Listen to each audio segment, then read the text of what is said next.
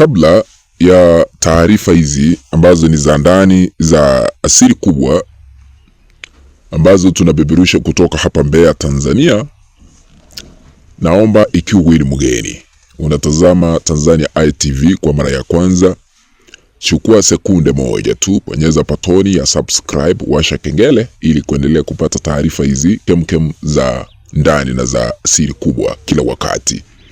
Taharuki imeweza kutanda katika taifa letu la Tanzania baada ya ripoti kutufikia kwamba kuna madai ambayo yanasema ya kwamba mwanajeshi ameweza kuuliwa hadharani kwa kuwekewa sumu ama kupuliziwa sumu, na inadaiwa kwamba mwenda zake alikuwa amehusishwa kwa kuuawa wa Tanzania tarehe 29 Oktoba mwaka jana 2025.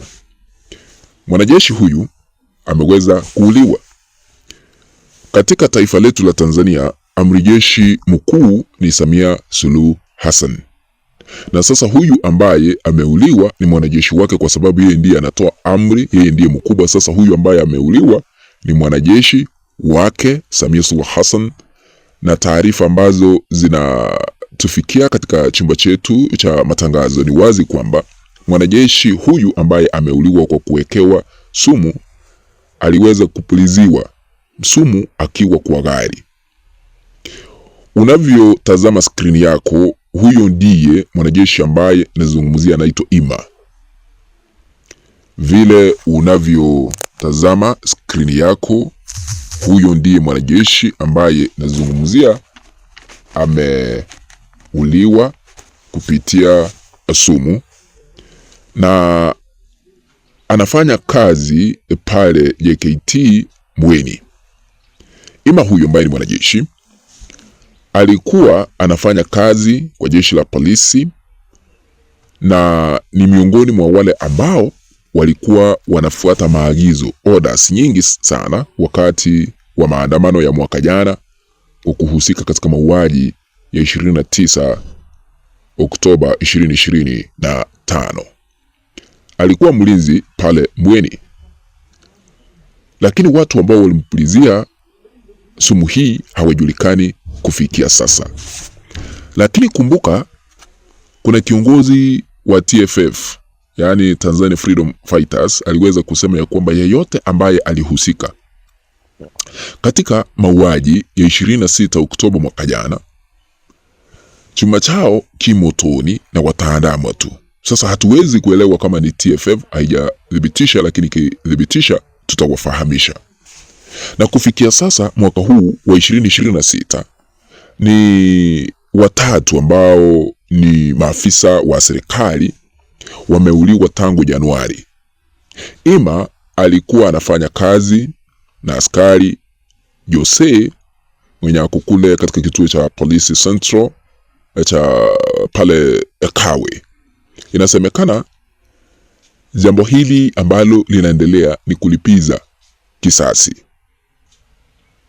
haswa kwa mauaji, na vile inaaminika watu wengi Tanzania waliweza kuangamia, waliweza kuuliwa kwa kufiatuliwa risasi wakati wa maandamano, jambo ambalo liliweza kusababisha Watanzania wengi kupoteza maisha yao, na serikali ya Samia ikanyamazia, haijazungumza chochote. Ila tu tuliona baada ya rais kujitangaza kuwa mshindi wa kiti cha rais kupitia tume ya uchaguzi kwa kupata 98 milioni kura 31.7, tuliona akiapishwa chini ya ulinzi mkali wa kijeshi katika uwanja wa kijeshi. Watanzania hatukuruhusiwa kuhudhuria uapisho wake, kumaanisha hata yeye mwenyewe alikuwa anajua ameweza kujichagua yeye mwenyewe. Sasa baada ya hayo kushuhudiwa, watu walioangamia ni wengi. Waliowaangamiza ni wale ambao walikuwa wanafuata orders, wale ambao walikuwa wanaambiwa amri kitolewa, fanya hili, wanalifanya. Sasa kikundi hiki cha TFF kikasema ya kwamba yeyote ambaye alihusika kwa mauaji lazima ataandamwa mahali popote pale alipo. Na tumeshuhudia haya yakiendelea hapa na pale. Ni hivi majuzi niliweza kutangaza hapa kwamba askari polisi mwingine mlinzi ameweza kuuliwa kwa kukatakatwa. Sasa tangu serikali ya Samia Suluhu Hassan ingie mamlakani, tumeona viongozi wengi wakipoteza maisha yao.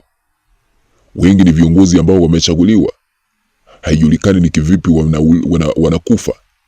Wengi wanahusika kwa ajali hapa na pale. Ni hivi majuzi diwani mwingine ameaga dunia, sikupata fursa ya kuwafahamisha, lakini kuna diwani ambaye aliweza kuaga dunia hivi majuzi wa CCM chama tawala.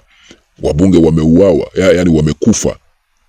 Yani serikali hii ya Samia Suluhu Hassan hatuelewi, hatujui ni kipi hiki ambacho kinaendelea kufikia sasa. Mara mingi Watanzania wanajiuliza mbona changamoto zinaendelea kuandama serikali ya Samia Suluhu Hassan. Hii ni kufuatia damu ambayo iliweza kumwagika na kunuka kila sehemu hapa Tanzania kwa sababu ya mauaji. Ila tu wakati wa mahakama ya ICC itachukua hatua, vile imeanzisha uchunguzi, haya yote haki ikipatikana, huenda kutakuwa na utulivu, kwa sababu sasa hivi ile damu ndio inanusa damu nyingine, haswa kwa wale ambao waliangamia hawakuwa na makosa yoyote, kwa sababu tuna taarifa ya kwamba kuna baadhi ya Watanzania ambao waliuawa kupitia risasi, wanauliwa na jeshi wakiwa nyumbani mwao, hawakuwa wanaandamana, hawakuwa wamefanya kosa lolote, lakini wakauliwa. Sasa damu yao ndio hii inaendelea kufanya kazi. Tunashuhudia viongozi wanakufa, tunashuhudia jeshi wakiaga dunia, tunashuhudia changamoto za hapa na pale zikiendelea katika taifa letu la Tanzania, hadi siku ile haki itakapopatikana, hadi siku ile uwazi utakapoonyeshwa, hadi siku ile demokrasia itazingatiwa katika taifa la Tanzania. Huenda haya yote yatafika mwisho na watumishi wa Mungu waingilie kati, waweze kufanya maombi. Na sasa hivi kuna mtafaruku mkubwa, sintofahamu tofauti kati ya Samia Suluhu Hassan na naibu rais ambaye ni Emmanuel Nchimbi, kwa sababu hakuna maelewano vile, kwa sababu Emmanuel Nchimbi anaonekana kufuata na kutenda haki kinyume na matarajio ya Samia Suluhu Hassan, ambaye anaonekana kuwa ni mtu ambaye hawezi kulegeza kamba, hasa kwa yale ambayo anayaendelea kuyafanya katika uongozi wake.